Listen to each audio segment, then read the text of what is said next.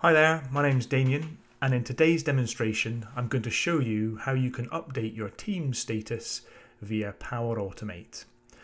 So in Teams you can see if you're available or busy, or maybe do not disturb, and you either set this manually via the drop down in Teams, or at times it will set depending on the contents of your calendar.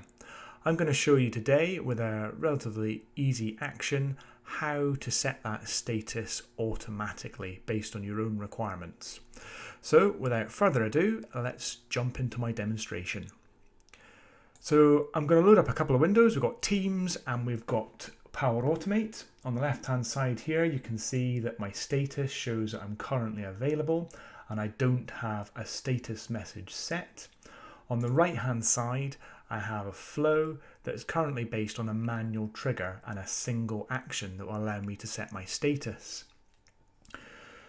So with this example here, of course it's going to set the status as soon as I run it, but for your particular scenario you might have a trigger such as when a file is created or an item is created that you want your status to be set, or maybe a particular calendar entry that you're using as a trigger to then set your status. So what does this action actually look like? Well, it's actually based off of this SharePoint send an HTTP request, but the endpoint is not actually a SharePoint site. You can see here we've got presence.teams.microsoft.com and the URI is version 1 me force availability. And so all I'm simply doing is passing my availability as either available or one of the other various values that are available for this option. So if I just drag across my Notepad+, I have here in the screen the various statuses that you can actually send via this action. So what I'm going to choose for this particular demonstration is Do Not Disturb. I'll copy that, I'll go back to my flow, and you'll see here the value set for availability is currently set as available. I'm going to paste in Do Not Disturb and I'm going to go and run this flow. If I just get rid of this Notepad+, hit the save and test, and we'll go ahead with running this flow. So if we keep our eyes on my visibility here, my availability, you can see it's immediately changed to Do Not Disturb, and if we check the status here we can see that I've passed Do Not Disturb. Now just for any benefit of doubt, I'm now going to edit this flow again and I'm going to change the availability now to away.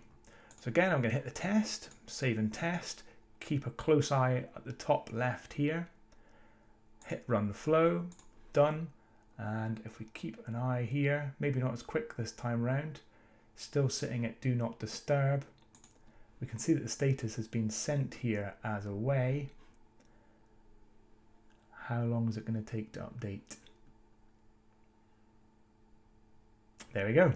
So our status is now updated. And so within sort of 10-15 seconds our flow is completed and the status has correctly updated. Now what does it look like for setting the status message within a flow? Well, if I bring across my second tab here in my browser, you can see that the site address is exactly the same, presence.teams.microsoft.com, but this time the URI is slightly different. It's v1 me publish note. Now if you're scrambling trying to write these things down, I've actually got these details on my blog and I'll include the link to that post on the video description. But you'll see here the message is the key and the value is the actual message that I want to display. So you can see at the moment it's set to playing about with my status message. Let's just say recording a new video. Please leave me alone. And we'll go ahead and hit test, into manual, save and test.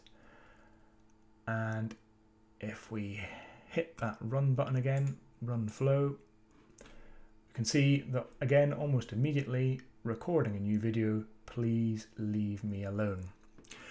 Now, in addition to setting both the message and the availability, there is an option to set an expiration time for the availability value and also an expiry for the message. So the date-time format for both of them are both in the ISO 8601 format. Again, I have an article on my blog if you want to read about that.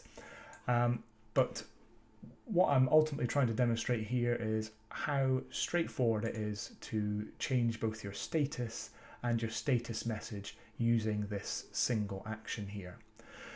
So this isn't a published method. Microsoft don't have any details about this online. I've sort of reversed engineered this API endpoint and turned it into a very basic flow. I've been incredibly lucky that this has just stumbled together.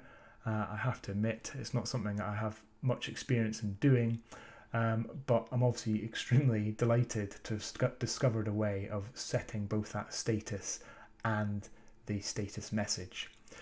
So this is tried and tested in so much that I've performed the video, I've tested it whilst building it, but it hasn't gone anywhere beyond that. So use it at your own risk. Make sure you've tested it fully, you're happy that it does what you're looking for. And as always, I'll be really grateful for any feedback. And if you haven't already, please make sure you subscribe to my channel and like and share away. Thanks very much for watching and see you again soon. Bye.